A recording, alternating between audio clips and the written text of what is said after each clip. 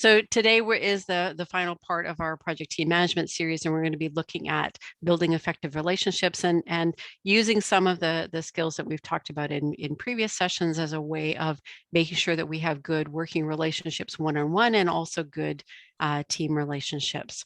I want to take a moment to acknowledge that I'm coming to you today from my place of work at home, which is within the traditional, ancestral, and unceded lands of the Coast Salish peoples, so way on the other side of the continent, including the Squamish, Musqueam, Stolo, Tsleil-Waututh, and Tsuut'ina nations. And we are all treaty peoples. Quick reminder of who I am. I recognize most of you, so I won't spend a lot of time on this, but I'm coming to you today as the principal of Lyric Management. I'm also an instructor at Mohawk College in the Research Administration Certificate Program. And there's a bunch of contact information and links for me on this slide here. I'll be sharing my slides with MEOPAR after the session today to distribute to all of you. If at any time after the session you have a question or you're looking for some additional information, or you'd just like to connect, please feel free to reach out to me at any of the information shown here.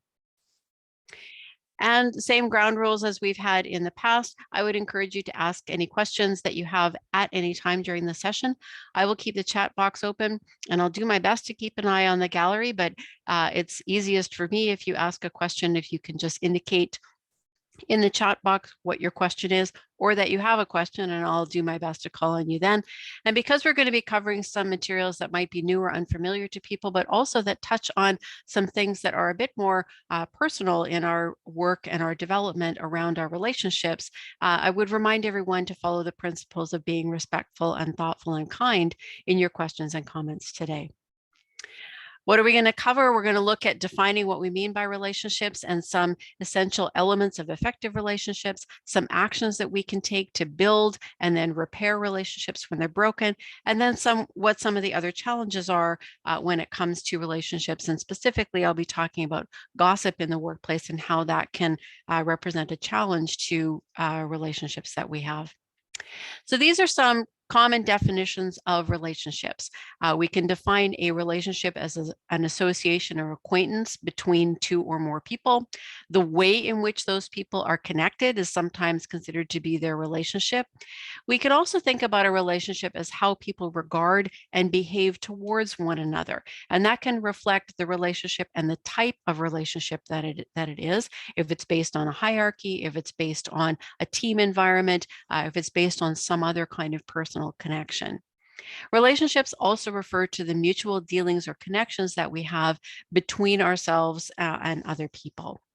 But we don't just want to have relationships in our work environments. We want to have effective relationships in our work environment. And some of the founding principles of these, making relationships effective, are things like trust and mutual respect, mindfulness, and specifically accountability. So living up to our commitments in relationships and holding others to account in the relationships so that things are mutual. Diversity and acceptance of different viewpoints and opinions are also an essential part of effective relationships. An effective relationship isn't just a bunch of people that all agree with us on every single thing, but that provide us with additional perspectives and that we respect and accept those as that other individuals' experience and perspective on a topic. And all of these are underpinned by effective communication, which is, of course, open and honest communication, something we talked about in a lot more detail in a previous session. I want to look in a little bit more detail at some of the elements around trust and mutual respect when it comes to building an effective relationship.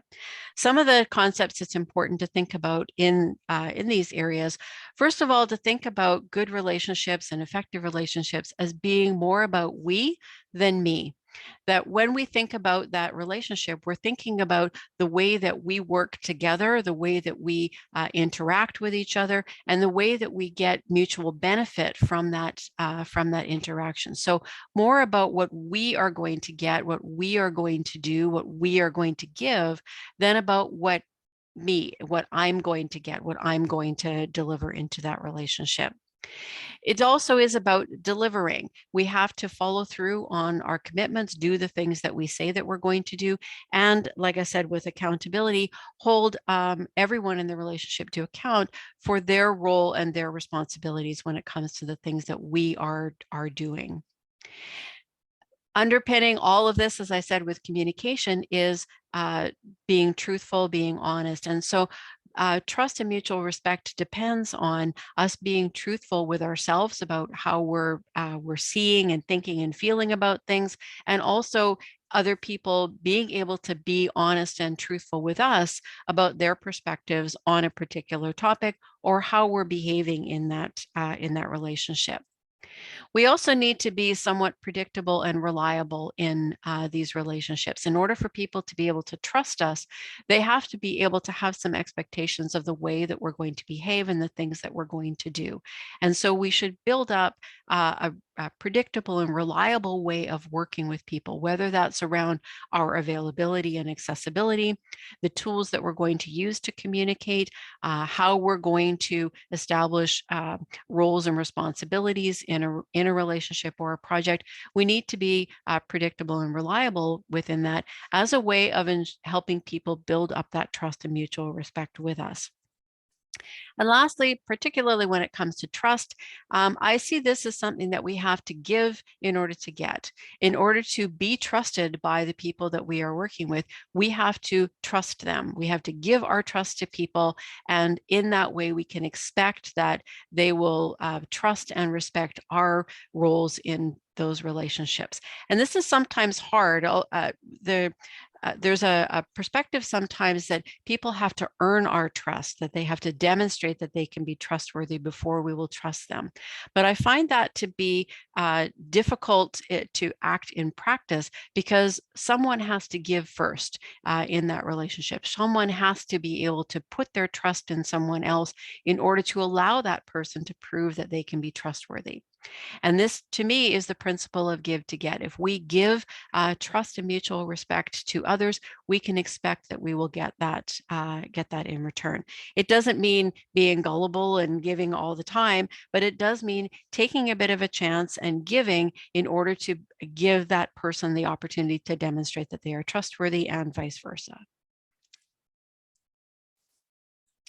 When it comes to mindfulness and diversity, these are the elements of accountability, but also respecting and engaging with a diversity of opinions and perspectives. Some of this involves an awareness of ourselves as well as an awareness of others.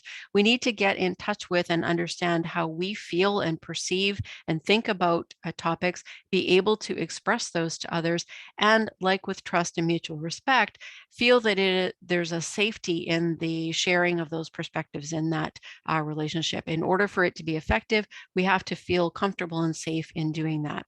And we need to be aware of how we are behaving and the impact that that is having on others, and be paying attention to the behavior of others in that relationship and recognizing where possible what the behavior of others is telling us, not just the words that they are using to communicate or the things that they are doing, but what does that tell us about the perspective that they might be bringing into that relationship.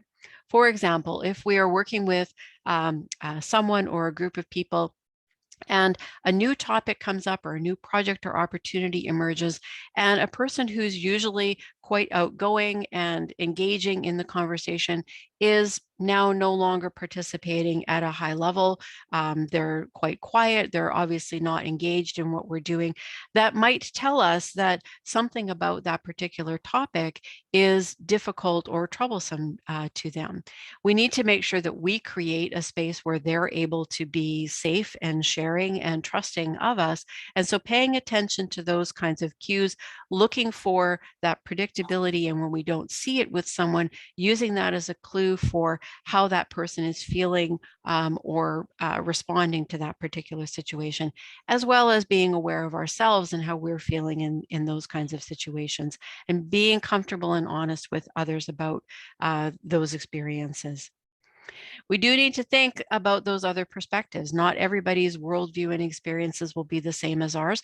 And we actually want those different perspectives as a part of our relationships. We want to be able to benefit from the experiences that others have had, so that perhaps we can learn from those. Maybe somebody's had a particularly negative experience working on a particular project or at a particular institution. It would be great to be able to learn from those experiences to then guide our own choices and behaviors in those areas.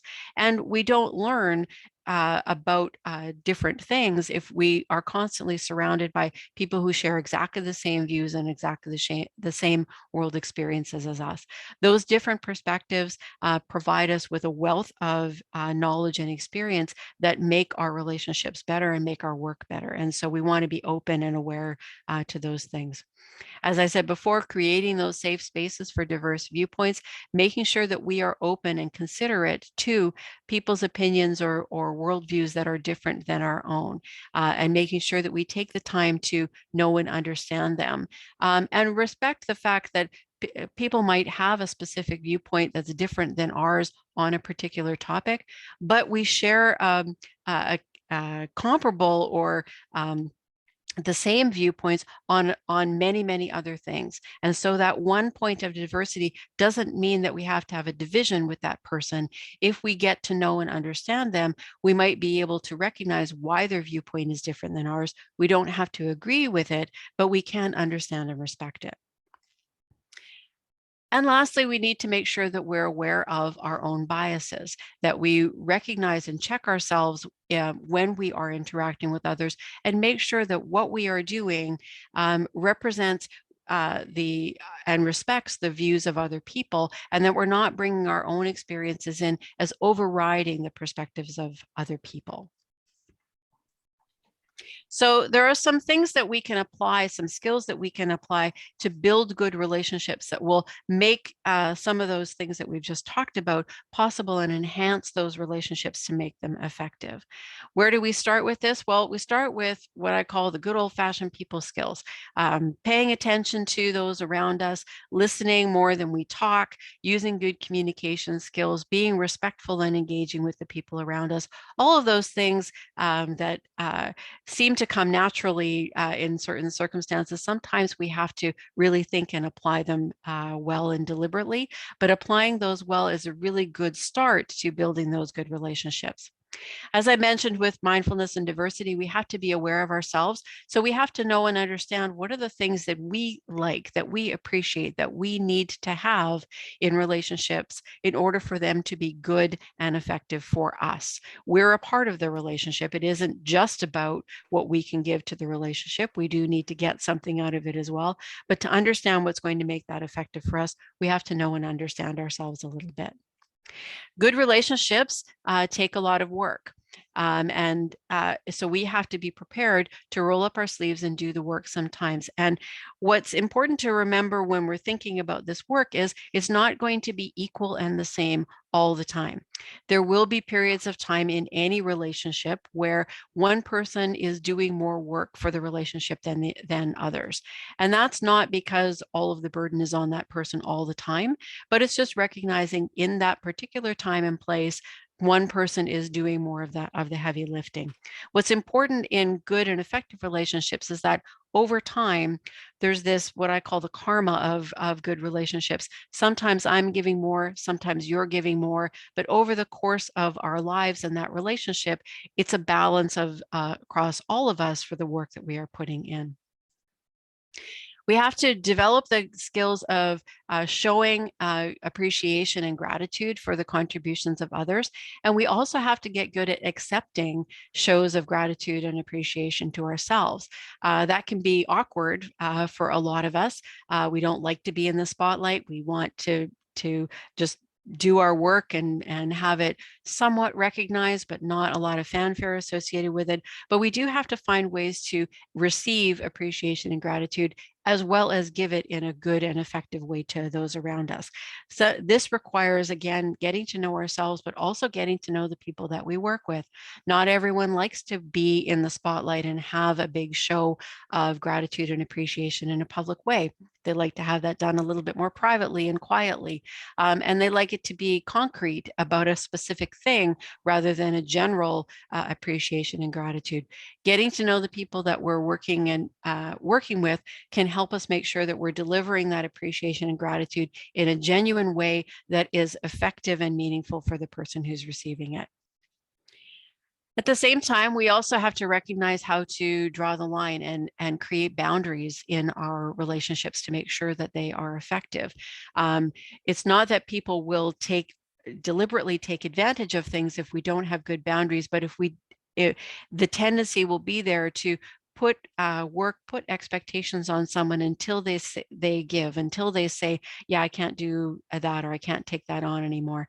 It's a lot easier to develop and establish those boundaries from the beginning so that we don't run into difficulties where we're having conflicts around whose role it is to do things, who's taking on the lion's share of the work. We need to draw those lines and create those boundaries right from the very beginning.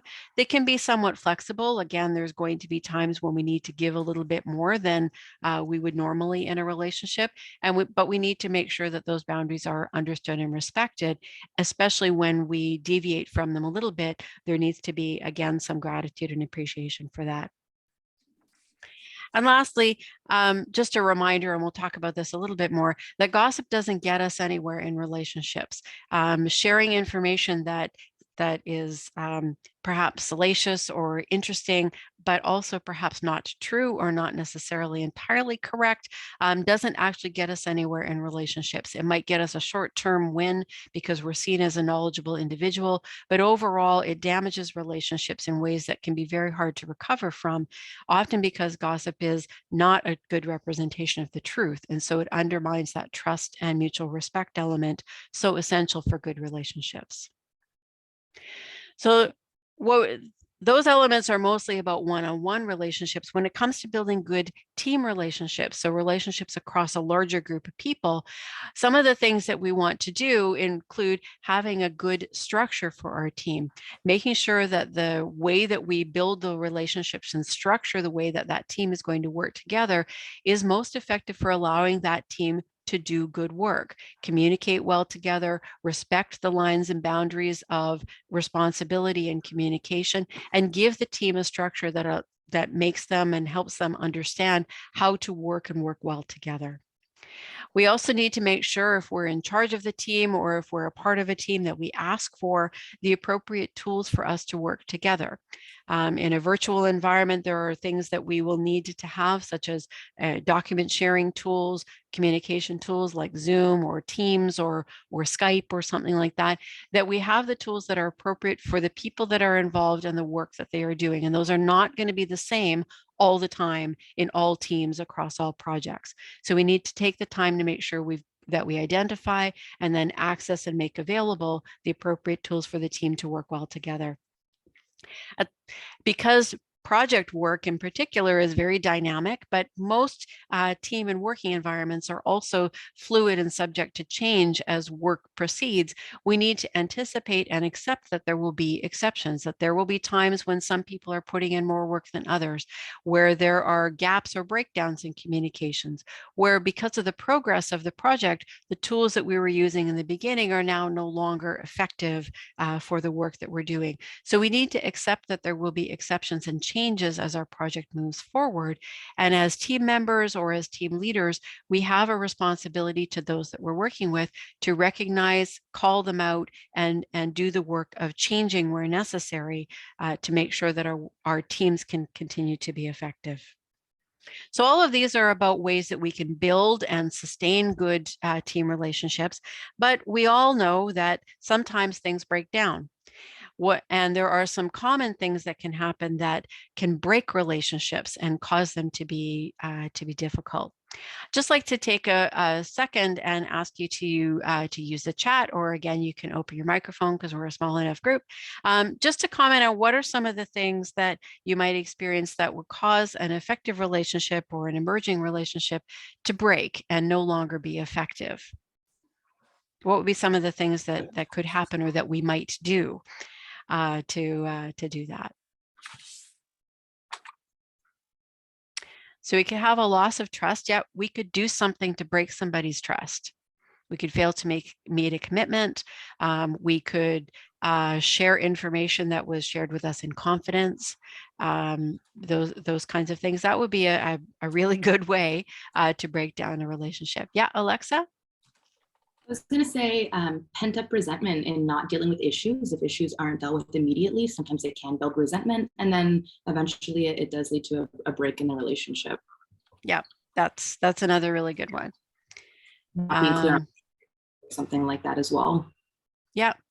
And as Juliana said, not being clear about our limits. So not defining what our boundaries are, and then that boundary gets crossed, and now we have a problem in the relationship because the person crossed a boundary, but we didn't actually tell them where that was. So now, as you know, we get this resentment that builds up if we don't call it out, and it just gets worse because we haven't called it out, and so the person doesn't know.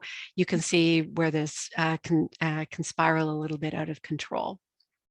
So there are a number of things that happen or that can happen to break relationships.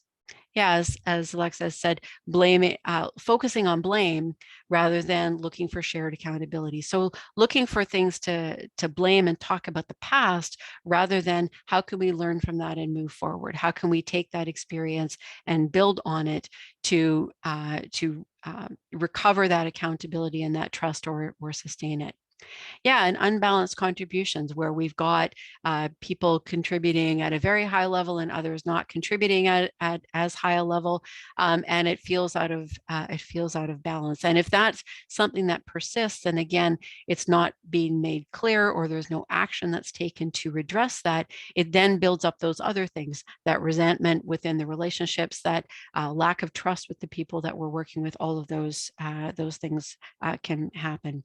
So some of the things that I think about when it comes to relationships that can get broken in a work environment, first of all, we can take them for granted. And that's both the relationships, so the trust that we build up in there and the mutual respect, but also the individuals that are involved.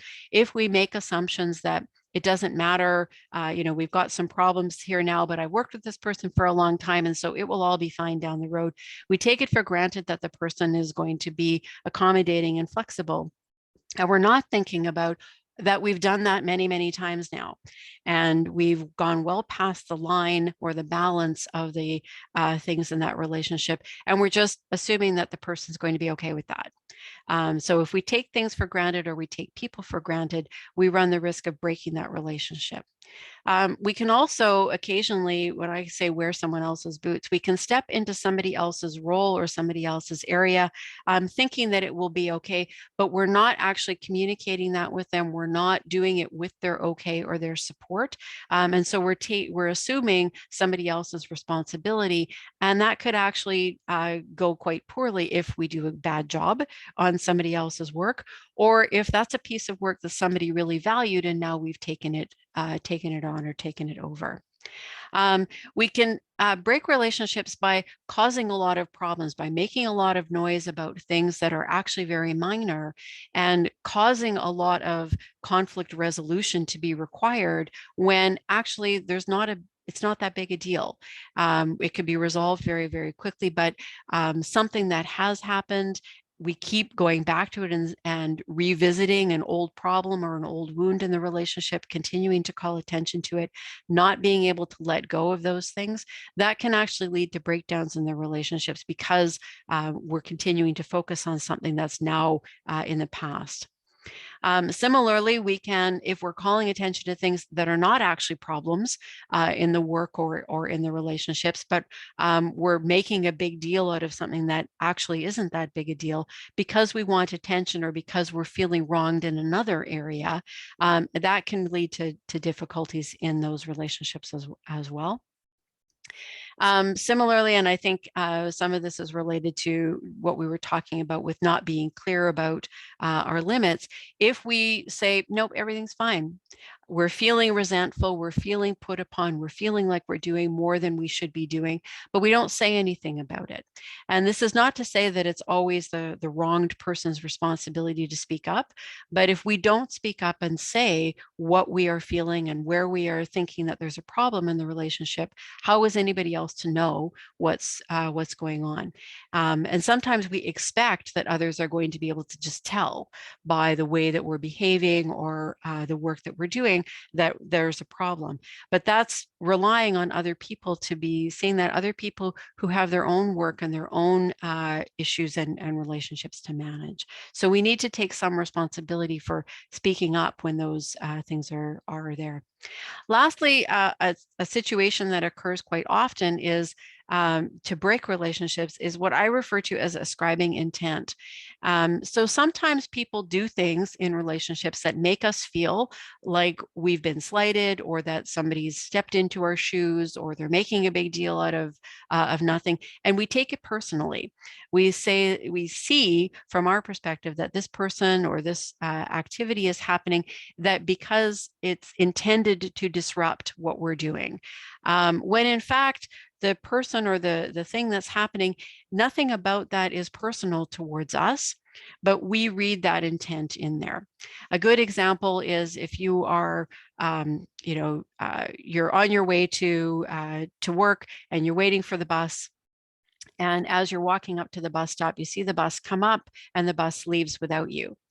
And it's very common, I think, for us to get mad at the bus driver. The bus driver should have waited. He should have seen that I was on my way to, he's made my day terrible. He deliberately left me at the bus stop so that I would be late for work. The reality is the bus driver had no idea who you are, had no idea that you were late for work or that you were needing to get on that particular bus. They were just doing their job and had no intention of disrupting your day or ruining anything for you. And that's a very, extreme example. You don't generally have a relationship with the bus driver.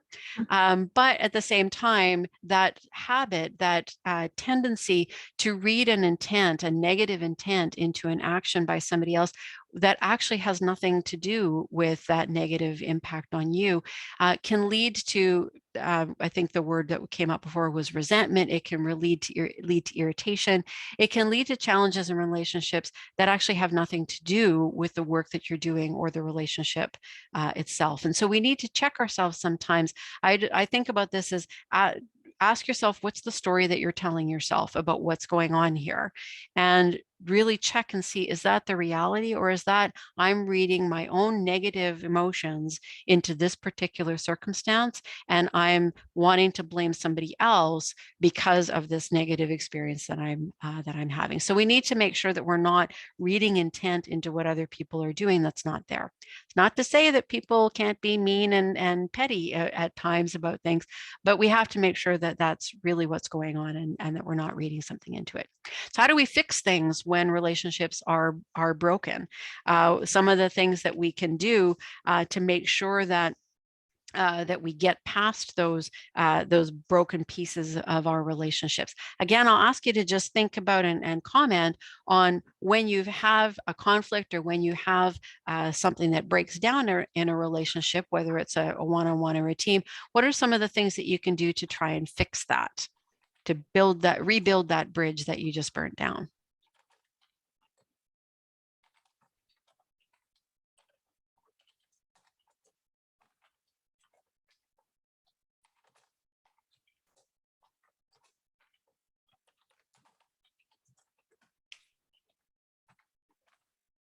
Yeah, that individual accountability, own it. Recognize that that there, like communication, relationships involve two people or multiple people, and everybody has a role to play in that. So recognize what your role is and apologize. Doesn't mean take responsibility for the whole thing, but acknowledge and apologize for your contributions to that. And as Juliana said, explain what you're going to do differently in the future. That's a really good element of fixing it, how we recognize that this was a problem and what we're going to do to not make that or allow that to happen again. We definitely have to be honest. about what's going on. We don't want to read intent, so don't tell somebody what they did and how they hurt you. You can't do that, but you can talk about your role, what you did, and acknowledge that, and also acknowledge how it made you feel or how you were feeling in that circumstance. Yeah, you have to work with, somebody said, Natasha says, consulting that other person about how they think things could be fixed. Relationships are about people, multiple people. And so it isn't just one person's responsibility to change. There has to be something that we both have to do in order to fix things. Communicating effectively, yeah, being clear and concise and complete, making sure that we're delivering the messages in a good way, that we're setting up communications and those opportunities to talk in a way that's going to be effective. So don't use a big long email to apologize and try and fix a relationship. Maybe actually have a face-to-face or one-on-one meeting. Yeah, and if we're being asked to change, think about what it is that the person is asking us to do. Acknowledge again our role in that particular situation, that breakdown in that relationship, and think about how we might be able to address that. I often am talking about these things like we're in a relationship and somebody else has done something wrong, but sometimes we do the wrong thing too, and we have to acknowledge that, and we have to engage the other person in how to fix it. Thank you for all of that. Those are great, great ways of looking at how we can fix things to be able to move forward in a relationship. So some of the things I would suggest, first of all, is to what I call shake things up. One of the contributions that can happen to relationships getting broken, or at least not functioning as well as they used to, is that they get a bit stayed. They get sort of stuck in a rut. The way that we always meet, the way that we always communicate, it's not necessarily going to be the most effective way to do things moving forward, particularly if there's been some kind of breakdown in the relationship. So shake things up, do them in a different way. Meet in person instead of meeting on Zoom, if that's something that you can arrange. Meet at a different time and place than what you would normally do. And maybe change, if it's a group of people that are working together and things are different, change the agenda, do things in a different order. So just to change things and do them a little bit differently can help refresh the relationship and the working environment, and maybe allow those bridges to be rebuilt in a way that doesn't involve direct conflict resolution approaches. Another approach that you can take is to get a second opinion. If you're having a difficulty in a relationship with someone, getting the perspective of another person, perhaps who knows the other party and knows the situation that you're talking about, their perspective and opinion might give you some additional information and insight into what's going on. Again, thinking about diversity of perspectives, that additional opinion might allow you to get a fresh perspective on things. It's also sometimes good to get the second opinion of someone who doesn't know anything about the circumstances or the situation, and so can give you really objective guidance and objective feedback about the way in which you're speaking, the way in which you're looking at that particular situation, and give you some ideas about ways that you can resolve it. Of course, being honest with yourself, getting the other person to be honest, or the other people to be honest, and acknowledging the facts of what's going on in addition to the feelings of what's happening, and making sure that you can identify those and build on those as ways of building that relationship. As many of you have said, taking responsibility, so owning your role in what's going on with the relationship. That doesn't mean taking all of the blame, but it does mean acknowledging that as a part of the relationship, you have a role to play in both breaking it and fixing it. And of course, being respectful of everyone involved, not just that if it's you and another person and there's been a problem with that relationship, be respectful of all of the people around you who may be affected by that particular relationship and the challenges that you're experiencing. Even if you want to involve someone as a second opinion, make sure that that person actually wants to be involved. You can't place this burden on somebody else unless they're willing to do it. So be respectful of yourself, of the other parties in the relationship, and the people around the relationship who might be affected by that. Just to take a quick pause and see if anybody has any further questions or comments or suggestions around building, breaking, and fixing relationships?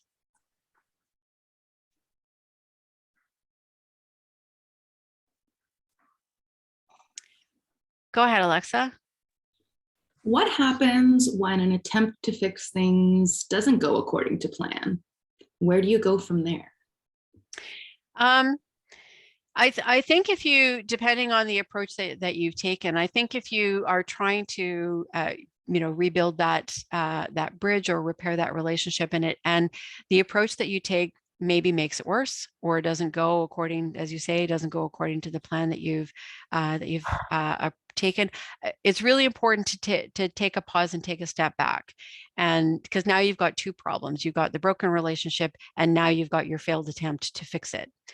So you have a bit of an additional problem there.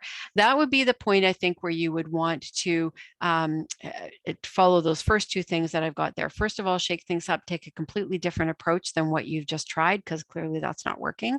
But also think about bringing in another person to the conversation. Again, you have to be respectful of the other person in that's involved when you're bringing another party in, and being respectful of that other person. Do they actually want to be a part of this problem? And is there anything that they can realistically do? But if you've taken a good approach to try and repair the relationship and it's gone awry, then there's something that you're missing. And that additional person and that additional perspective can probably help. It's also important, in terms of being honest, to have that maybe additional conversation with the person to say, I'm trying very hard to resolve this, and I'm looking to you to be a part of resolving this particular situation. Clearly, what I'm doing is not working. What would you suggest would be the thing that we would do? As somebody said, engage them and consult with them about how they might also want to fix things. And so it becomes a bit of a circular thing, but you want to make sure that you if you recognize that it's not working, take that step back and try from a different angle, try a different approach, and get that additional perspective. Is that helpful? Excellent. Anybody else?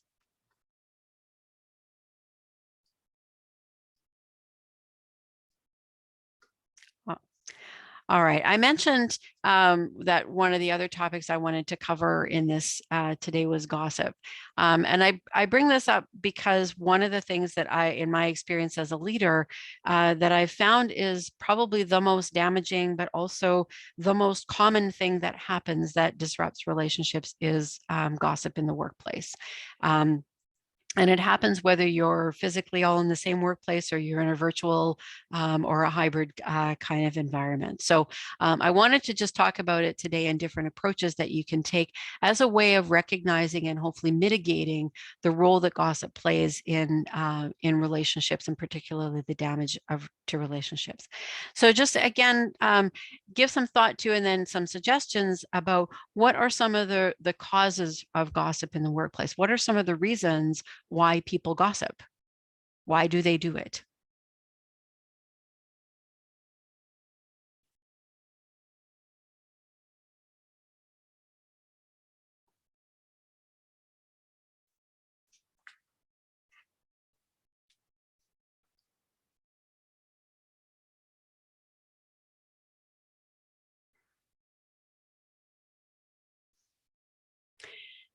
Yeah, sometimes people gossip to feel connected. They want to feel like they're a part of the big picture and what's going on. To make themselves feel better, yeah, to vent to someone who will listen, maybe to somebody who they think is or can see is kind of in the same boat as them, somebody who would be empathetic because their situation is the same or similar to where they are.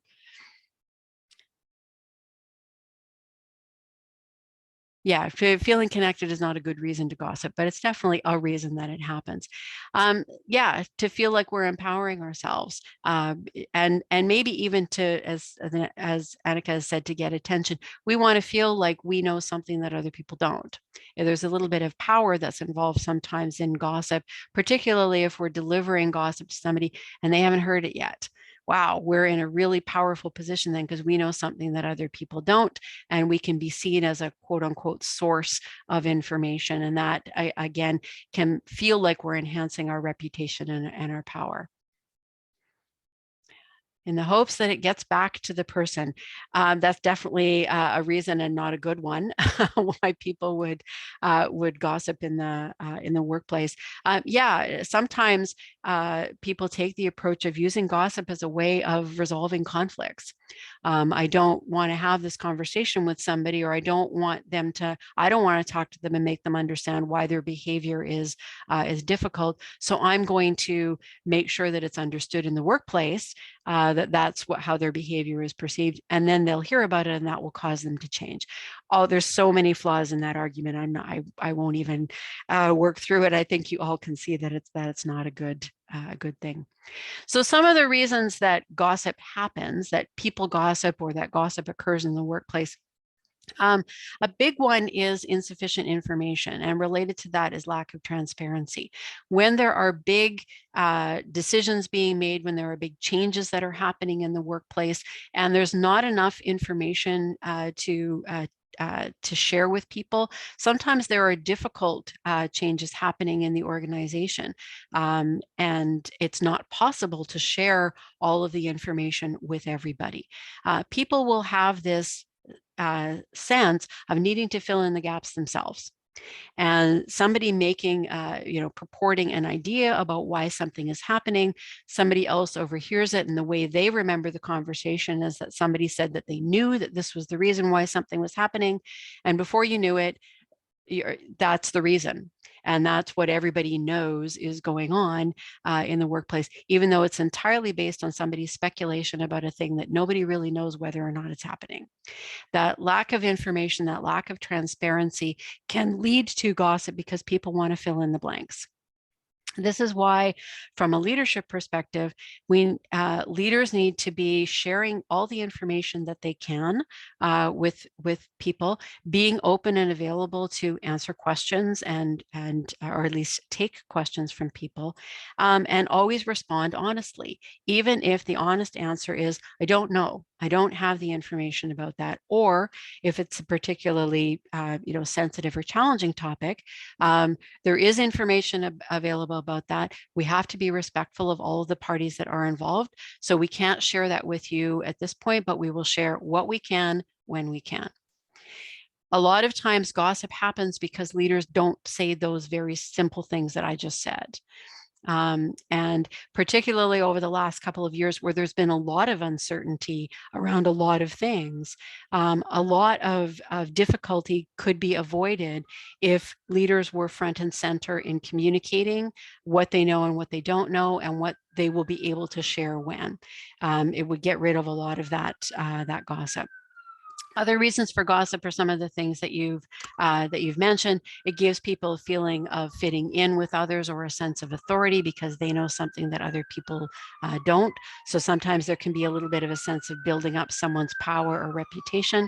It's also a way of helping people process their experiences. Sorry, there's a siren going by. A way of helping people process their experiences by sharing with others that are in similar situations what's going on for them. And that's a really positive way of using those relationships. This is what's happening to me. This is how I'm feeling about it. This is what I think. I'm going to ascribe a whole bunch of intent to what my boss just told me, and I'm going to share it all with you because I think they're a big jerk. Where it becomes a problem and where it becomes gossip is when it leaves that circle of trust and becomes something that everybody's now talking about. It becomes fact instead of feeling because it's been shared further beyond. So gossip in a way helps people process their experiences, but not in an effective way. Sharing and discussing things with trusted colleagues is a great way. Venting sessions are fantastic because they allow everybody to say all of the things that went wrong with this, that, and the other thing. happening. As long as it doesn't leave that circle of trust, it's wonderful. It's when it becomes more common knowledge that it becomes gossip and it becomes damaging. I really like this quote that I read about gossip, which is, the majority of rumors are a combination of leaked information and the astounding imaginations of numerous storytellers. And of course, the hope that things aren't really as boring as they seem. And that's a lot of what happens with gossip. There's nothing going on. There's nothing to see here, quite literally. And yet people, they can't believe that. They need to fill in the gaps in the stories. This is how conspiracy theories are born. People see that there's a gap between what they're experiencing and what they're being told. And so they fill in the gap with something. And the more sensational, the better, because that makes it seem exciting, especially if they can be the first person to say it, then it's even better. But of course, it just creates misinformation, it creates damage, and it distracts from the issues that we actually need to be paying attention to. Now we've got this other thing that we have to fix. Making sure that we stay away from those kinds of things in the workplace is one of the best ways that we can enhance the working experience for everyone around us and sustain good relationships. So some of the impacts and consequences of gossip in the workplace, we get lost productivity and wasted time, because now we're trying to fix the problems that the rumors and the gossip created rather than fixing the problem itself. We can have the erosion of trust and certainly the erosion of morale, because now there's some people who are in the know and some people who are not. There's information that some people have that's correct and other people have that's incorrect. And so we don't have good trust between people. That leads to anxiety, again, because there's uncertainty about what's happening. It can also lead to divisiveness. You have people who are in with the in crowd and others who are not. Everybody is dealing with the same lack of information, but some people feel more empowered because they have that gossip, and it means that other people are left out of the conversation. And of course, hurt feelings and hurt reputations can come from this as well. And it's all the more damaging when it's based on untruths or misinformation. So how do we deal with that? The best way that we can deal with it as individuals and as leaders is to model good behavior. Don't gossip.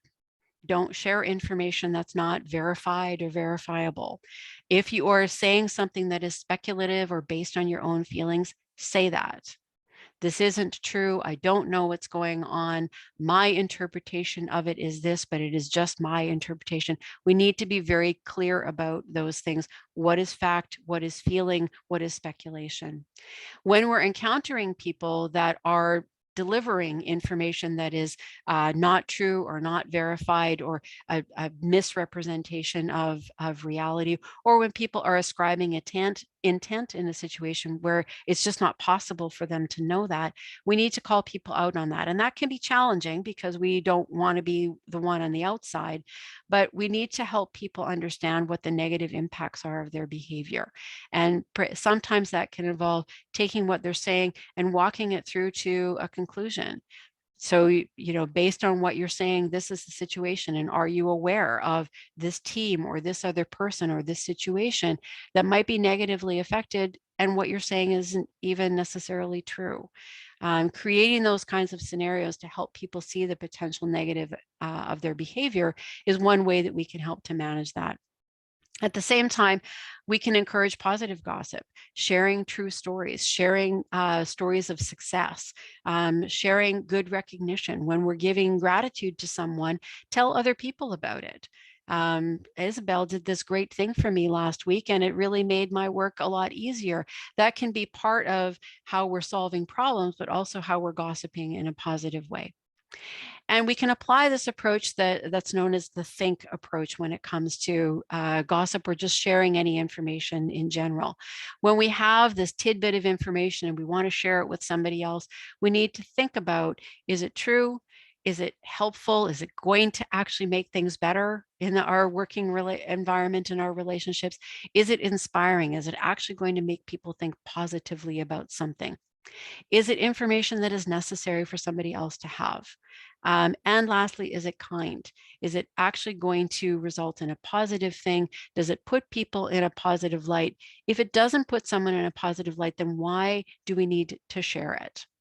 So if we think about that, we can hopefully create a more positive working environment, and again, contribute to those effective and positive working relationships. And with that, I come to the end of my presentation. Just a quick recap of our lessons learned. Of course, we need to have common goals and mutual respect and trust in our effective relationships. Stay away from ascribing intent, making that distinction between facts and feelings, and don't gossip. And as always, be respectful and positive and kind in our interactions with everyone, and particularly around the things that we're saying and the ways in which we're building and rebuilding our relationships. And that brings me to the end. Thank you again for all of your time and attention and your really positive engagement in all of these sessions. Big, huge thankful to MEOPAR and to Isa for having me here as a part of this. I really enjoy being a part of these series and interacting with MEOPAR and all of you MEO peers. So we have a few minutes left if there are any questions or other discussion that you want to have today.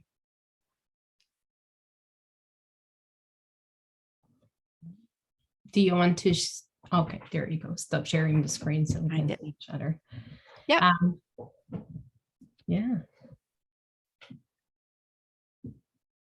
I don't know you guys by experience, but having to do the first step or acknowledging when you did something wrong or something like that, it's the hard way. And sometimes I feel we can tend to try to find an easier way instead of going the hard way. I don't know how to, yeah, it takes a lot of courage. It takes what as they sometimes call it intestinal fortitude to admit that you've made a mistake or that you've made a misstep in a relationship. But I think we all also have the experience of it doesn't go away if you ignore it. And it actually just gets worse. The longer you wait to acknowledge it, or even worse, any effort that you make to hide it or deflect from it actually just makes it worse. And then now you've got multiple things to apologize for, the initial thing that you did and all of your efforts to avoid it. It is easier always to acknowledge it right as soon as you recognize it. And it is hard, but if you remember that experience of it's actually harder if you wait, it makes it a little bit easier to do in the near term. And we all do things all the time. Pretty much every day, we all do something that we could see as a misstep, that we wish we'd said something different. We wish we'd acted sooner. We forgot to do something or did something incorrectly. It's so much better and easier for everybody to acknowledge it in the moment, right when it's happening. It's also like with a compliment or a thank you, it's most effective when you do it right away. One of the things I've seen in these chats, I know some of you have cats and dogs and other little humans running around, and we know from the way in which we interact with them, our thank yous, our acknowledgements, our ways of changing behavior are most effective when they happen in the moment, and that is true for us as well. We are most effective with our acknowledgements and gratitudes and our apologies and corrections when they happen right away. And so that makes them most effective. I see, Kyle, you have your hand up. Yeah, sorry, my video isn't working today for some reason. But I was just wondering, I mean, as a supervisor, I guess one of the things I find most difficult in relationship building is, being a friend to my students, but yet not being their friend, trying to establish that level of leadership, but it is still, have a working relationship where I'm somewhat friendly with them. And I was wondering if you just had any suggestions on how to, you've been a leader for a long time, how to kind of establish the right level of friendship, if you like. Yeah, it's a really good question, and something I know a lot of people look for that balance. And it's part of it again is knowing yourself and recognizing for yourself where you might sort of slip over into being more of a friend than a supervisor. And you have to remember your role in that relationship is as a supervisor. One of the people I work with in a coaching way is a graduate student, and one of the things they're struggling with is leaving behind all of the other students and trainees in their team. They're trying to graduate in the next 3 or 4 months, but they've got all of these other students and trainees that they work with that, they're concerned about leaving them behind, and they like them, and that's their friend group. They've all worked together for the last 5 or 6 years, and how do they move beyond that? And really, that's about setting those boundaries of what you're going to, the way in which you're going to work, being really clear with yourself and with those that you're working with, what those boundaries will be. It doesn't mean that you can't be friendly and friends with them, for sure, but you do have to remember, as their supervisor, your primary responsibility is that as their supervisor, and creating that environment for them to be successful, setting boundaries, setting rules, providing that structure. They're going to benefit from that much more than they're going to benefit, no offense, from being your friend. Because they can't graduate on your friendship. They can only graduate if they complete their work. And so certainly finding that balance is challenging. Getting to know yourself and what your boundaries are and where you're comfortable with being firm on certain things is important. And also getting to know them, what's going to provide them with the most supportive, structured, and meaningful way of getting them to their goals. And they will thank you for being firm about things. They won't in the moment thank you for being firm about things, but ultimately when they graduate, they will thank you for setting those boundaries for them, and forcing them to complete by a deadline, which means that they can't go to a hockey game. Oh, that's really mean of you. But if it means that they're going to graduate, then they will be grateful. Thanks, that's very helpful. Thank you. Anybody else? I guess it's like being a parent, right? you want your kids to like you, but you also want them to grow into, responsible, kind human beings. So yeah, sometimes you have to be the bad guy, but you have to be firm about things. Another thing that I was just going to mention is I've heard a few times that people who are supervisors, what they do is gather, their students and agree on guidelines for the lab and how to behave and how to deal with each other, what they can expect from you, what you expect from them, and have those really clear. I think it's just a very good idea. And every time someone new comes into your lab, you have sort of a document that explains, here's what you can expect from me, and this is what I expect from you. So. Yeah, building up a documented code of conduct or terms of reference kind of thing for that work environment is a really good way of doing it. The challenge with it is it's good that it's written down. Everybody can refer to it. You just don't want it to be so rigid that there's no opportunity for respecting diversity of people's experiences that are coming into the team. But things like, I will always, unless I'm on vacation, I will always get back to you in 48 hours. I will meet with you every month or every couple of weeks. I commit to always doing that. Things like that give people some kind of structure. I always try and follow the principle, what I call being firm but fair. Firm, and your analogy to being a parent, I think, aligns with this really well. There are some things that you have to, your kids, your students, your employees, they have to do. If they don't do those things and follow those rules, then not only are they not going to be successful, you're not going to be successful, the people around them aren't going to be successful. So having that firmness around the rules and the structure of things, but also being fair and recognizing that life happens. There are disruptions that, make it so that people can't meet a deadline. You just want those things to be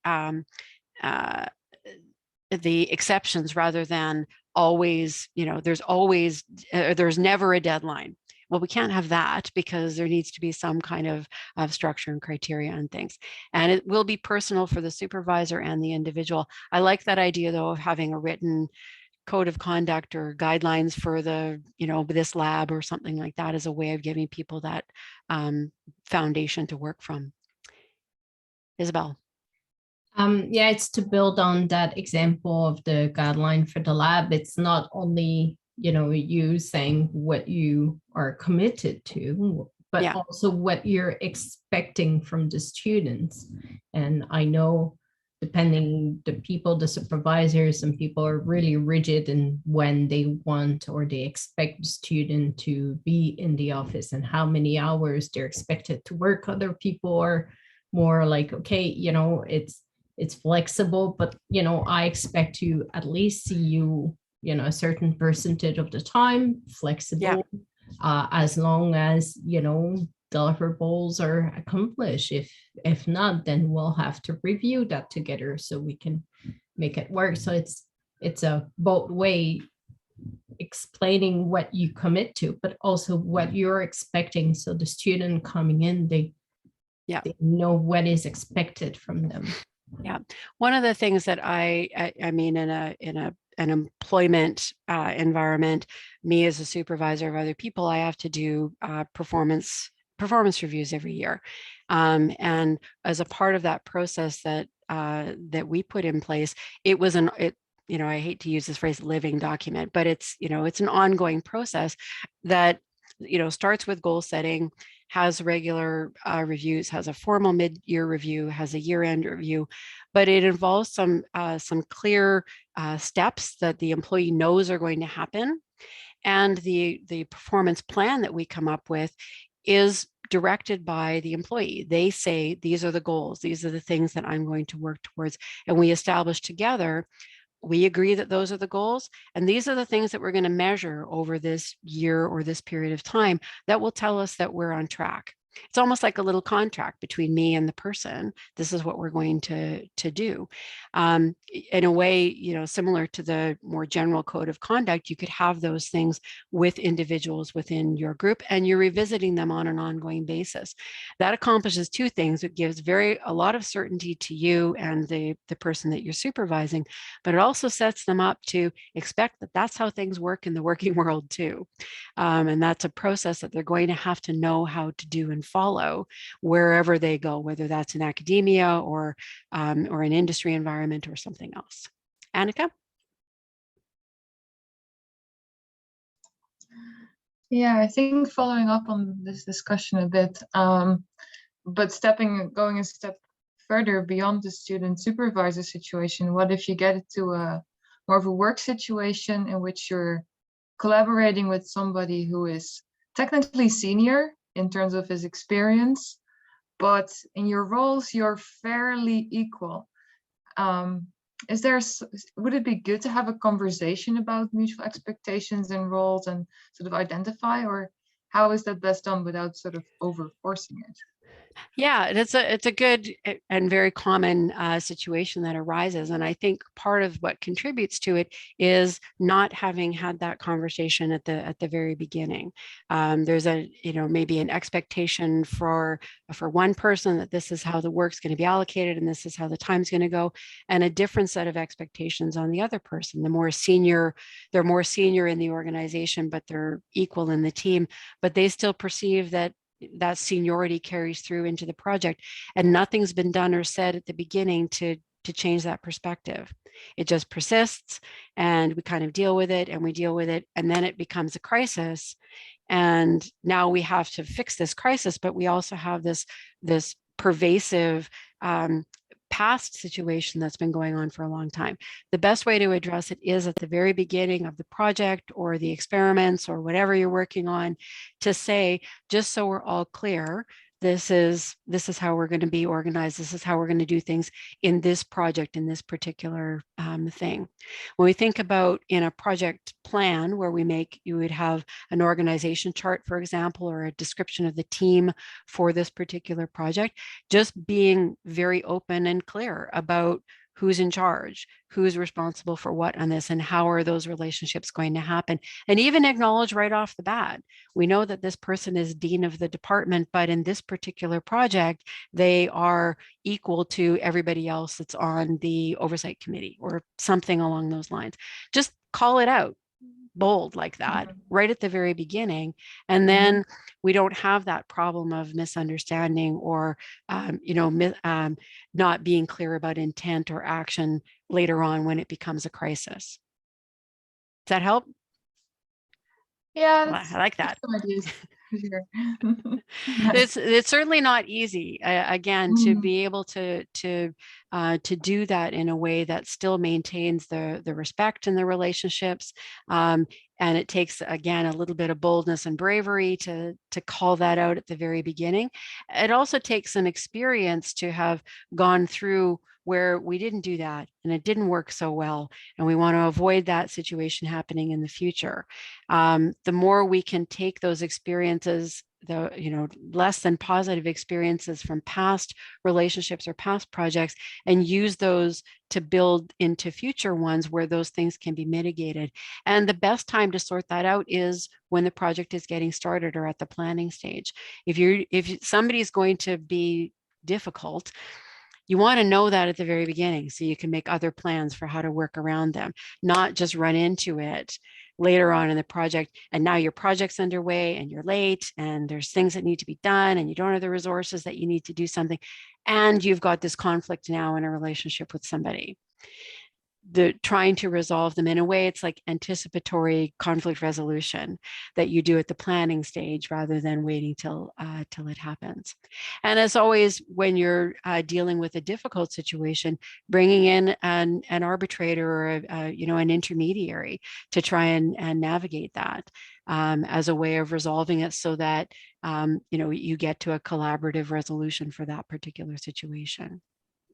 And then learning from that and not putting yourself in that situation again as much as you can. All right. Thank you so much. Thank you.